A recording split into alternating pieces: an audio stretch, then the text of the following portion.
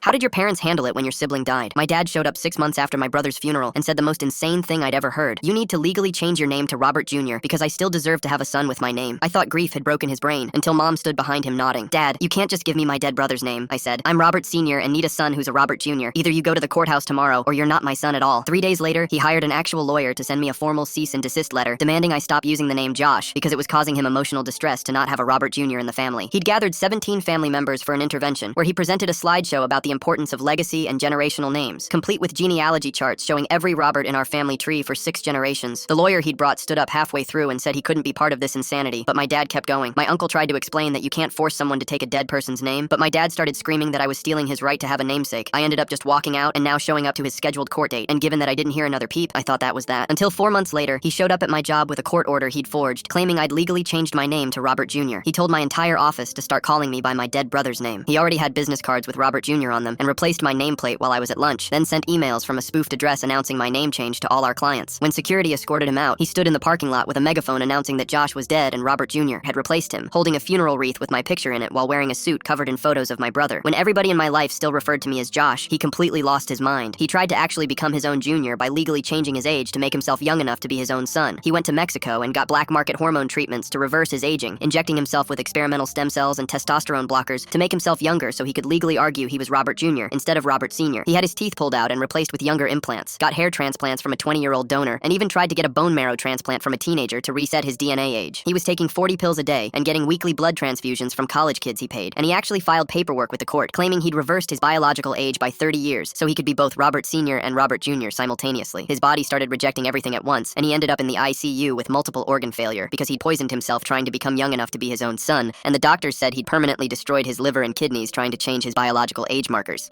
When I visited him in the hospital where he was waiting for the organ donor list, he grabbed my hand with his destroyed body shaking from all the damage he'd done. "You forced me to try to become my own junior because you wouldn't take the name," he said while machines kept him alive. "I'm dying because you couldn't just honor your brother and become Robert Jr. like I asked. You literally tried to age yourself backward," I said. "But my mom slapped me and said her husband was dying because of my selfishness. If you had just changed your name, I wouldn't be on dialysis waiting for organs that might never come," he wheezed, and my entire family stood around his bed nodding like this made perfect sense. I kept my name Josh but lost everything else when my family started a campaign saying I'd murdered my father by refusing to take my dead brother's name. They posted photos of him hooked to machines next to photos of my brother's funeral, saying I'd killed them both by refusing one simple request. The GoFundMe for his medical bills explicitly said he was dying because his selfish son wouldn't honor family legacy, and it had raised $200,000 from strangers who called me a monster in the comments. My job let me go because clients were uncomfortable working with someone who'd driven their father to organ failure, and even my landlord suggested I move because neighbors were asking questions. My mom served me with power of attorney paperwork that would let her legally change my name while I slept, and she'd already forged my signature on half the forms. Full story on the channel below.